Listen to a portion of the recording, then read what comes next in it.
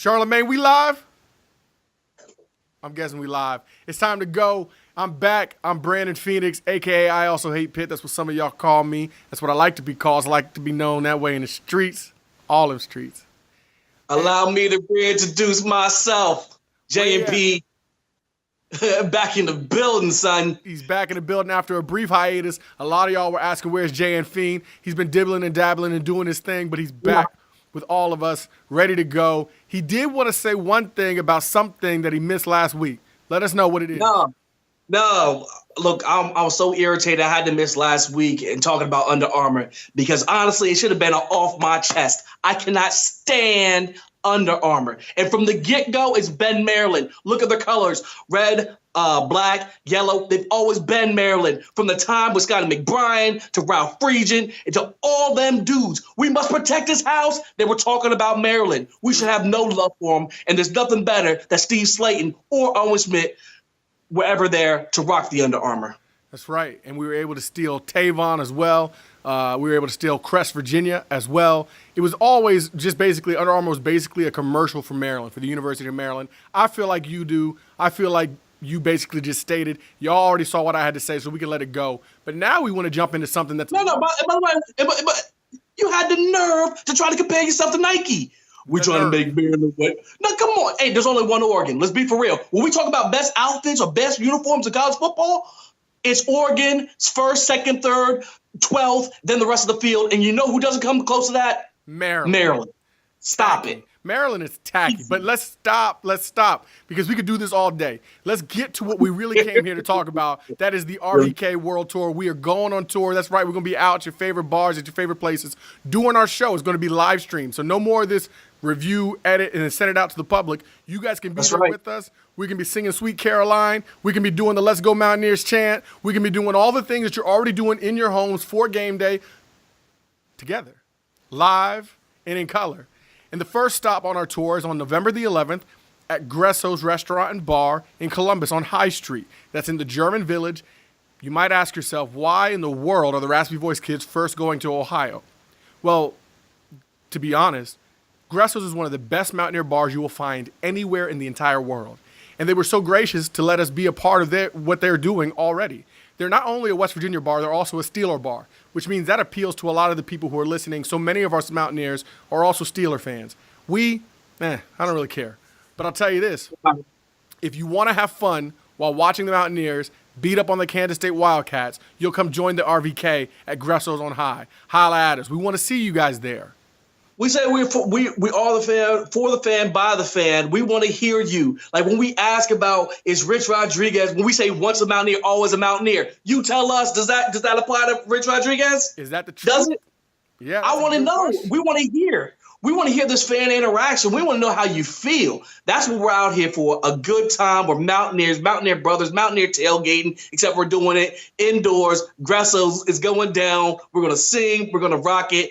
And we're going to hopefully get that W against them Wildcats. And we're going to say, Sweet Caroline. Ain't no bumps here. Y'all know what to say. Y'all know what to do. It's coming. It's coming your way. We also want to be able to say, hey, baby. Da-da-da-da-da. I want to know, would you be my girl? Ba ba ba ba ba da da da da da. Hey, I'm a little late, but yeah, you're late. But listen, I'm trying to get over a cold, so if my vocals wasn't just quite right, remember, I got a little bit of a cold. I'm trying to get over that. But you get the point. We're gonna be there. We're gonna be singing "Thank God I'm a Country Boy." We're gonna be singing "Cotton Eye Joe." But more than anything else, we're gonna be watching Mountain Greer represent for the Mountain State. We want you guys to be there with us at Gresso's on High, the best place in the world in Columbus. But next on our stop is Jack Doyle's Pub in NYC. That's right, Jack Doyle's Pub and Restaurant in New York City. It's a block from Penn Station and Madison Square Garden. You got to be there, not far from the Empire State Building. It is the pulse of the entire world, as so many people will tell you. And guess what? The Mountaineers represent there. If you're not sure about it, they were featured on ESPN's College Game Day as one of the college game day atmospheres or experiences that you have to have, especially if you're a Mountaineer. So if you're in New York, if you're in New Jersey, or if you just want to make the trip, we got a friend who's coming all the way from Chillicothe, Ohio, who's just coming to see the RVK perform, and we want you guys to be a part of that also. Again, and this was big time. Big time, man. Matter of fact, I saw that Taylor Swift was there. Like, she called me, and I was able to make it to lunch that day. Oh, yeah. But I hate when that happens. but next time, T Swizzle at Jack Doyle's. JT Thomas has been there. So many different Mountaineers have gone through that pub. This is a place that is on the map. If you're a part of Mountaineer Nation, when you go to New York City, you think about the Empire State Building. You think about the Freedom Tower. You think about the I keep wanting to say the Liberty Tower, but it's not. The Statue of Liberty, the United Nations, Central Park. Well, if you're a Mountaineer, from now on your list of sites, on your list of landmarks, it needs to be Jack Doyle's Pub and Restaurant. That is the spot. That is the place. They're going to have drink specials. We're going to have giveaways. We're going to be doing shots responsibly. All of us responsibly. But we want y'all to be there because we're going to be there live and in color. Once again, the RVK. We're going to have our producer, Jordan Ty Curry. He'll be there in the building with us. It's going to be awesome. We want all of y'all to see what it really is. Going down. It's going down. It's going It's down. going down. RVK World Tour. Raspy voice. Patreon. We talk about Patreon. You hear us say it at the end of every show. What is it? Patreon is just a way for you to give us a little bit of cash because you like what we're doing. Some people donate a lot of money, but you don't have to. $1 a month, $5 a month, $10 a month, all of that's great. It helps to fund the world tour we just told you we're going on. It helps us to produce our show every week. We don't do this for a job. We do this as a passion, and it comes from our heart and our own pockets. So anything you want to give us is great. Nothing is fine, but it's not as good as something. We would love it. We love you. We love Mountaineer Nation, and that's why we're trying to contribute as much as we can, and we accept any contribution you have towards that.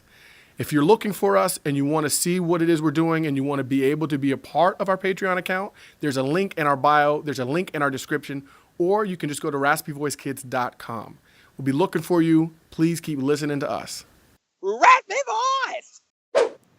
We have Geoff Mitchell here joining the Raspy Voice Kids.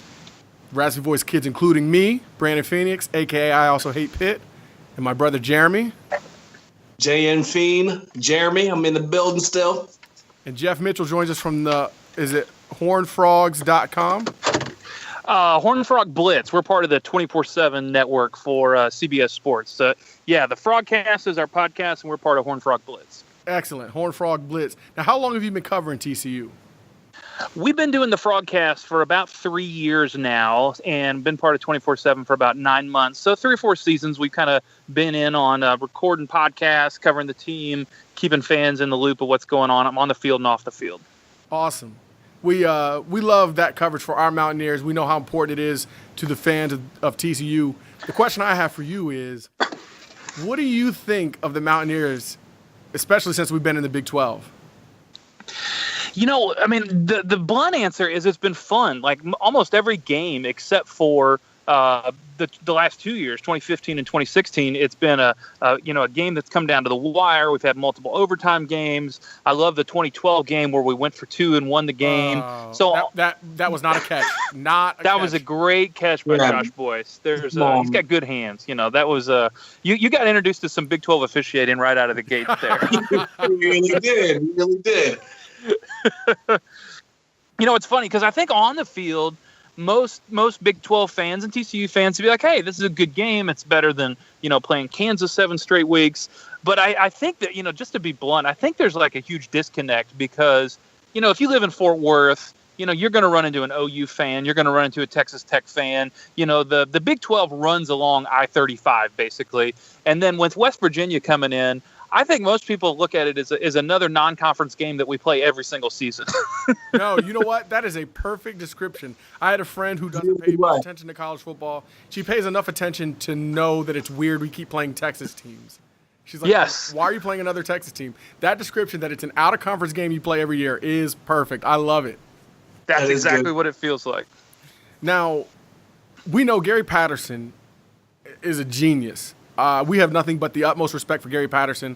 I have argued even before the retirement of Big Game Bob, that is Bob Stoops, that Gary Patterson was possibly, maybe even probably the best coach in the Big 12. We have, like I said, utmost respect for the guy. What's he doing this year to get them ranked number 8? He's got some size up front that we've lacked the last couple of years, to be honest. He went out And we recruited and we have developed multiple 300-pounders to play in the trenches out of some of the best high schools in the state of Texas. Ross Blacklock, Corey Bethley out of Katy, which when you see these stories of these 75,000-seat stadiums in high school. Where'd you go? Corey Bethley's out of Katy. They have been able to really – what's that? No, you're good. I lost you for a second, but you're back. Oh, okay.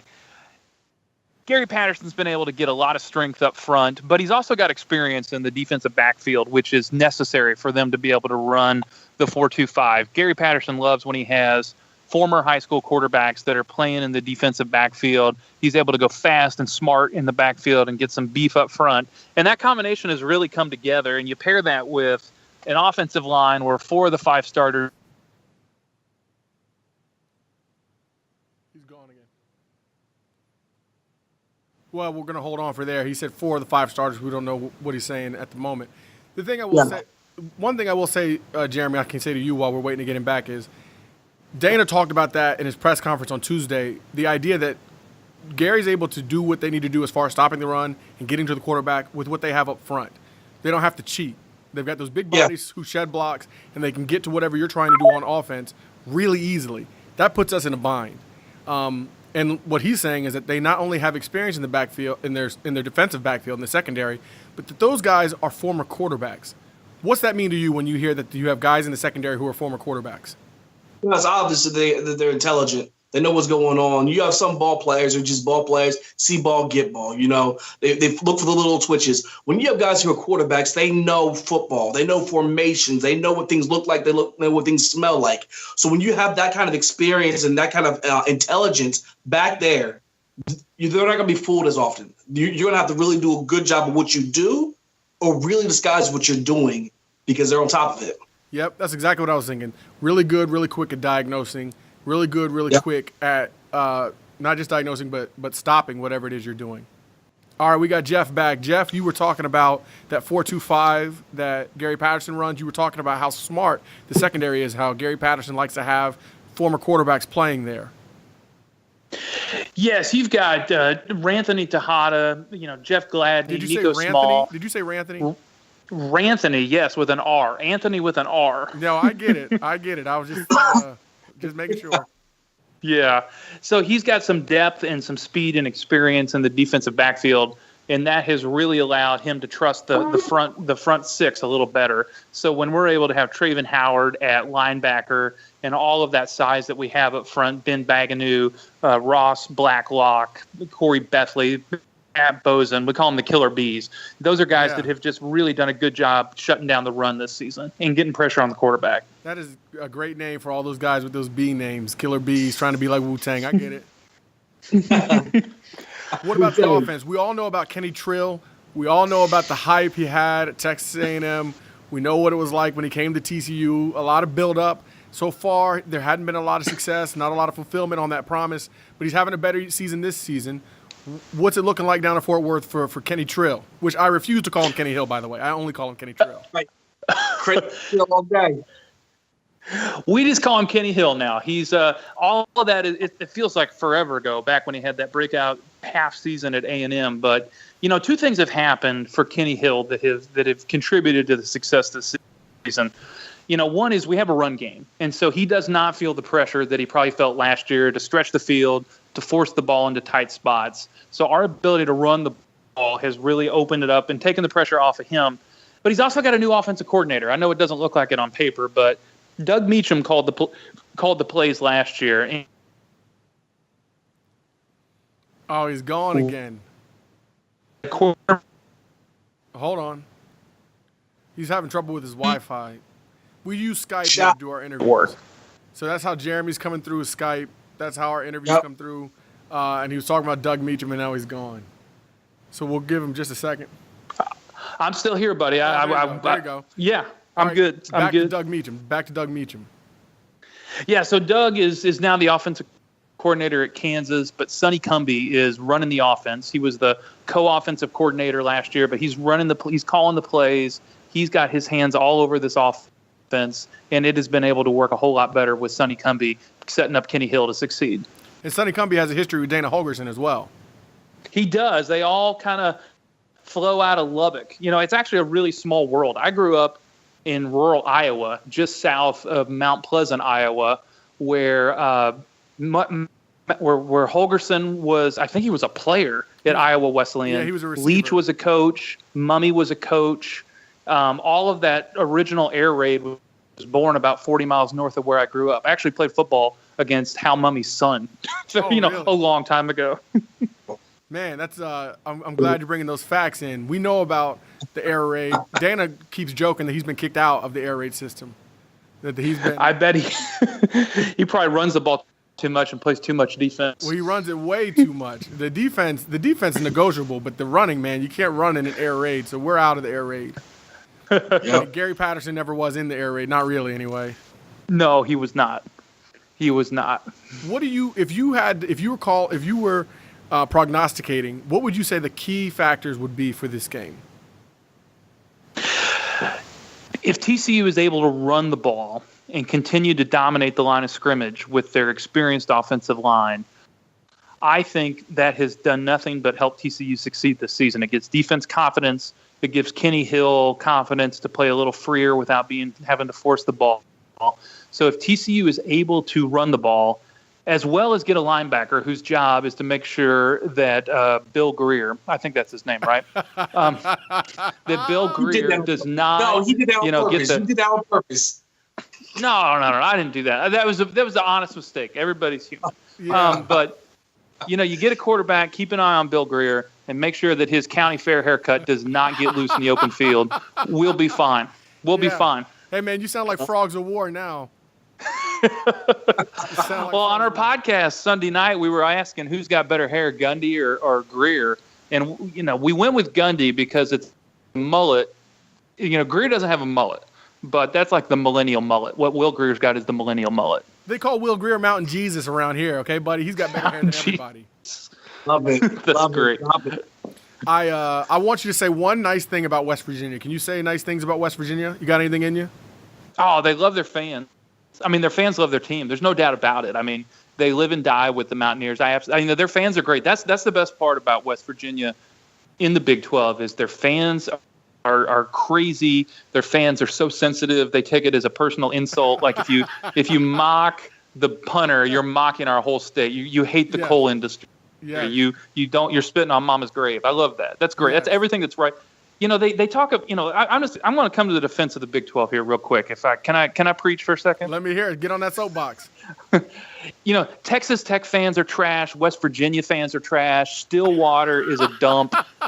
That is what makes college football great. That is what I love about college football. I want tortillas on the field. I want water bottles thrown. I want people to get offended when I call the state by its proper name, which is Western Virginia. Okay. That's what makes college football great. I love it. I absolutely love it. Get in his mentions. Tell them where they can find you on Twitter. You can find me at the Frogcast TCU.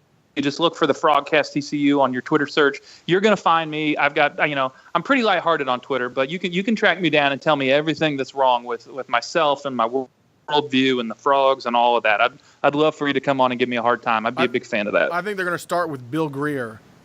Well, that is his name. Hey, Jay, you got anything for him? He'll remember it after the game. I'm not big on predictions. I just enjoy it for what it is. All right, I do have a question though. Like, so we saw what you were able to do against Oklahoma State's high-powered offense. Everybody's talking about, homeboy going being the Heisman and the juggernaut of offense. Does it make you feel more confident? Do you feel like that's apples to apples with West Virginia's offense, or do you feel like your defense is going to have to step it up in one particular aspect or another against West Virginia? Well, like I mentioned, the one thing we do have to step up is, or the compare and contrast is this. James Washington and Mason Rudolph can spread the field and stretch the field like nobody else in the country, and we were able to shut that down. But it's a different skill set because Mason Rudolph is not a mobile quarterback like Bill Greer is. I mean, like Greer's going to run, he's going to move. And so I think the difference is being able to, that's going to be the difference of shutting down West Virginia versus Oklahoma State is you think you got him shut down, you think you got a 6-yard loss, and then he's going to take 2 more steps and make a throw, or he's going to take 2 more steps and tuck and run and pick up the first down with his legs. We have a mobile quarterback like Ben Hicks from SMU. SMU is a good team this year, by the way. We played well against him, but he's not Greer. And so I think Greer's ability to move is going to be the most dangerous part of shutting down West Virginia. No, I think that's excellent analysis, and that was a great question from you, Jay. No. Well, let me ask you guys one question. Yeah. Obviously, we were both ended up in the Big 12, not by strategy, but as last resort. Like everything was falling apart, and we were glad to take those invitations. Would you guys rather be in the ACC, where you're playing Tech, where you're playing Virginia Tech every year, where you're playing Pitt every year, or be in the Big 12 as is? ACC, no question, and that's no. It's not even a question. It's not like you were halfway through the question, and I was going to say ACC or Big Ten. Yeah. That's an easy call. And it's no disrespect to the Big 12. It's just the travel doesn't make any sense. We have no rivalry with anybody. We don't hate anybody. We have fun games with people. Of course, there are teams we want to get the monkey off of our back, but there's nothing like playing Pitt, Virginia Tech, even Syracuse and Boston College every single year. Get those old rivalries back, because I grew up on those. And I feel like we call ourselves the pulse of Mountaineer Nation because we talk to our fans. Some people get on Twitter and they don't want to interact. They're too big or too cool or whatever it is. We like to hear what people are saying, whether you've got 50 followers or you've got 5,000. And everybody, to a person, will tell you they'd rather be in the ACC, except the people who feel snubbed by the ACC, and that's a chip on their shoulder that they'll get over. Yeah, because my blunt analysis is I don't know why we brought West Virginia without bringing Louisville or Cincinnati or BYU or whoever. I thought that was money. I know. They should have brought Louisville. It should have been West Virginia and Louisville added at the same time, as opposed to trying to decide which. Now, of course, absolutely. Now with the scandal, which we're going to talk about on our show, or we have talked about, the scandal changes everything, because now you're looking at huge sanctions for the Louisville program. But before that, you tell us you got Petrino and Pitino, competitive in football and basketball, in the Big 12. Yeah. Can you imagine? That would have been great. Yep. Can you imagine the Louisville KU basketball games? That'd be great. Gosh. The big question, you guys can answer this on your next show, is will Louisville be able to continue to recruit elite prostitutes without Pitino? Hey, man, this is a family show, so I don't even know what you're talking about. But I'm a minister, so it's okay.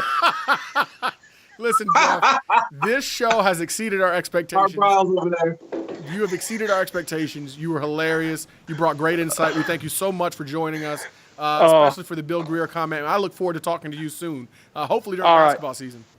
Thanks a lot, man. Sorry about the technical issues, but this was fun. I appreciate it. Yeah, we'll do it again. Yeah. All right, take care, guys. All right. The Raspy Voice kids are joined by Amir Richardson, a safety and receiver out of University High School in West Virginia, Morgantown, West Virginia. He's being recruited by WVU, and we wanted to bring him on the show to learn a little bit about him. So, Amir, thank you for joining us. Thank you for having me. So the first question out to shoot for me, the thing I always like to know about kids who are dual threats or who are basically doing two things on one team is, what do you prefer? Do you like to hit, or you like to be a receiver and avoid getting hit?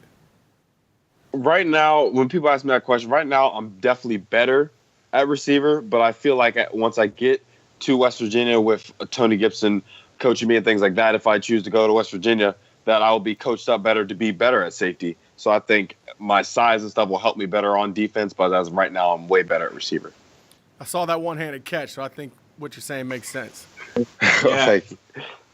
Now, my bad, Brandon. Real quick, is that something that excites you? You talk about playing safety for Tony Gibson. I mean, if you look at the dudes who played safety these last few years at West Virginia, whether it's Kaiser or Drayvon or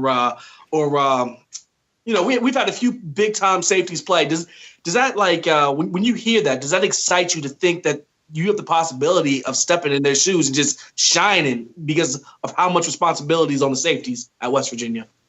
Yeah, it's a real exciting opportunity, and I'm blessed to be able to have the opportunity to even play for anywhere, especially my home state, West Virginia. And when I go to a West Virginia game, just seeing the safeties out there and stuff, sometimes it's like, man, that could be me if I go here. And it's just always fun going to West Virginia games. But I always do put in that perspective, like, man, like that could be me. And we see that you're being recruited more than one place. We know Marshall's on the radar. What's it like being recruited by Marshall? Marshall, it's nice being recruited by them too. They offered me the exact same day as West Virginia. Yeah, I haven't heard much from them lately. every now and then. I talk to one of their player personnel coaches a lot. He's a real cool dude, but I'm thinking more of the recruiting will get picked up after the season. I believe that. We're excited for that.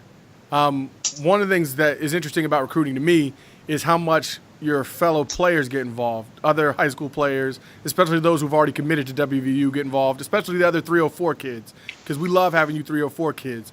What's that been like, having other kids say, hey, you should go here, you should go there, come be a Mountaineer?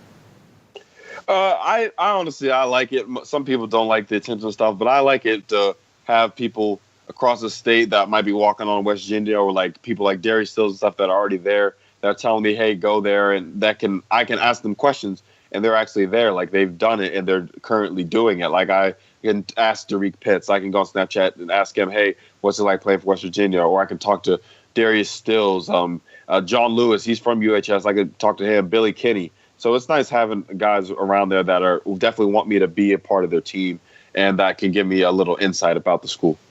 That's what's up.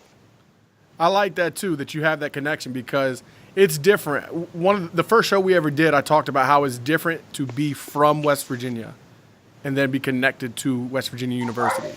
And so you're able to talk to kids who are from West Virginia who are now directly connected, directly plugged into what you have the opportunity to make a decision on very soon. Yeah, absolutely. Now, you had another question for him, right, Jay? Yeah, my question is, you're talking about these coaches coming in and they're going to be sitting in your living room and they're going to be pitching different things. And we're fans. We've never been there. We've never had a coach come and pitch anything to us. So for me, it's just my thought process is, for you in particular, what's the most important? Is it the system? Is it playing time? Is it the locality? Is it education? Is there one thing that sticks out above the other things when it comes to recruiting you? Definitely, I would say my parents being able to get to my games. Amir, hold on. He left out one thing, too. What about girls? Do girls have any impact on this? No, definitely not. The biggest impact I have is definitely I want to be able to go to school where my parents can get to my games, and it's not all the way out in California or something, where I want my family to be able to go to my games. And definitely after that, it would be playing time. For sure, I don't want to be on a team where I'm just sitting year and after year and I'm not getting playing time for all the work you put in at Division I level just to be sitting. And education, too, because if football doesn't work out, I need something to fall back on. You mentioned that you wanted your parents to be able to get to your games. How far a drive would you say it is to get to Mountaineer Field? From my house, at the most, maybe 15 minutes. Oh, okay. Just curious. Yeah, curious. Purely curious. Yeah. So they offered you on May the 24th, same day Marshall did, right? Yes. Tell the people how that happened, because Jeremy and I know, but tell the people how that happened. How did WVU make their offer to you? They called me out of class to the athletic conference room where my athletic director was there with Tony Gibson on the phone. He was already at the school before he made the call, but I didn't talk to him because it may have been during one of the recruiting periods where it's weird where you can't talk to coach or something.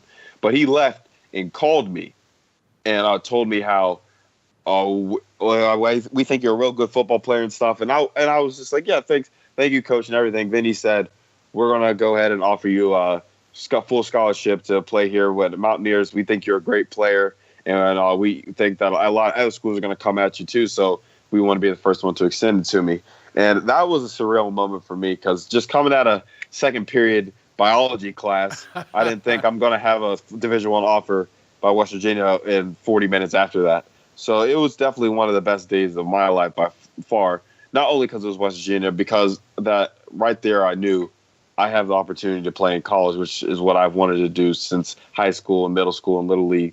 And of course, the ultimate goal of being in the NFL. So now the first stair is done where I can play in college to try to get there. And it was just a great moment. And right immediately after that, I called my parents, I called my brother, my sister, just told everybody I knew that I have a chance to play in college. And then when you make your decision, you're going to call the Raspy Voice Kids, right? Yeah, I'll make sure I let everybody know. And make sure I thank everybody. Look how he stepped through that. They already got the media training. They already got him trained. Right. Hey, Amir, Jeremy, if you don't have any more questions, I'm going to give him the three most important questions. Well, I do have a question. Now, me personally, nobody cares about my feelings and my thoughts. I love Charles Woodson, watching Charles Woodson play ball. I used to love watching Champ Bailey because I love cornerbacks. For you, who's your players that you used to love watching? Definitely on the offensive side of the ball. The person I just love to watch is Odell Beckham. He's by far the most exciting player I've ever watched. And I just love his style and the way he plays and how he plays. And on defensive side of the ball, I definitely would go with guys like Tyrann Mathieu and Kaiser White and Carl Joseph, guys like that. By far, just the way that they play, they play with nothing but heart. They are big hitters. They can cover you. And they're from West Virginia. Yeah. Except for Tyrann Mathieu, but he was real good too. He played in West Virginia once. He played in West Virginia, and you knew who he was by the end of the game because he was making plays out there. All right, so my question to you now is this. You mentioned a bunch of good players. Who's the best ball player that you played? Like, you're playing receiver. He lined up against you at corner. Who's the best corner you played against? Dude who just had game. The best corner I've definitely played against would probably be Cameron Henderson at Morgantown High School my sophomore year. He was real good. He was 2 years older than me. He had a bunch of techniques because he just worked so hard in the offseason. I would definitely say that was the best corner I've ever gone against, to where I'm thinking, man, like I got to better do some technique. I better do some moves because running sloppy routes isn't going to work. He's going to cover me all day long. What's up? All right. Yeah. On the flip side, you're playing corner. You're playing safety. Who's the man on the offensive side of the ball that you were like, whoa, who is this kid? I gotta think. Bryson Gilbert at Fairmont Senior. I definitely would say with him, the way he did us week 5, he had 189, like 3 touchdowns. Watching him get in and out of his breaks and the way he can just break tackles and his legs never stop moving, that made me think, like, man, this kid's actually like he's special. And going into the game, I was just like, oh, we got to worry about Bryson. We're going to be all right. But boy, he made me a believer by that halftime, though. I assure you, because he was running that thing. That's what's up, man. Yeah. All right. Before we get into those last 3 questions, I have one of my own questions. All right. It's concert time. You're taking a little honey dip to the concert. Who are you taking her to see? Bruno Mars or The Weeknd? Definitely The Weeknd. Definitely The Weeknd. Oh, man. All right. I feel it. Definitely The Weeknd. Okay. All right, Brandon. Get it with the 3. All right. We got 3 questions we ask everybody. You made the list now. So, Pop-Tarts. What is the best flavor of Pop-Tart? I got to go with strawberry. Boom, baby. Strawberry. Boom, strawberry. baby. Okay. Who has the best fast food French fries? Best fast food French fries? I got to go with McDonald's. Boom, man. He's 2 for 2. Now, this one. I almost feel like we need to eliminate the fast food French fries question, because it's a no-brainer. We all know it's McDonald's. But go ahead. And then the last one is, what is a better movie, Toy Story or The Lion King? I got to definitely go with The Lion King. Oh. Yeah. I definitely go with the Lion King over Toy Story. Definitely. If you can't tell, he's a Lion King guy. I'm the Toy Story guy. By 2. Lion King, I think, got a better plot behind it. Amir, you ended on a sour note, but we're going to let you go, man. We're going to let you go. And we appreciate you coming through. We're going to watch you. We're going to pay good attention to you. Do you want to tell the people where they can find you on Instagram, Twitter, that kind of stuff? On Instagram, my name is Amir Richardson, full name. On Twitter, it's just Amir Rich. All right. So, guys, pay attention to him. He's another 304 kid. Got a shot at going to WVU, maybe Marshall. We're going to be looking for you, Amir. We wish you all the best.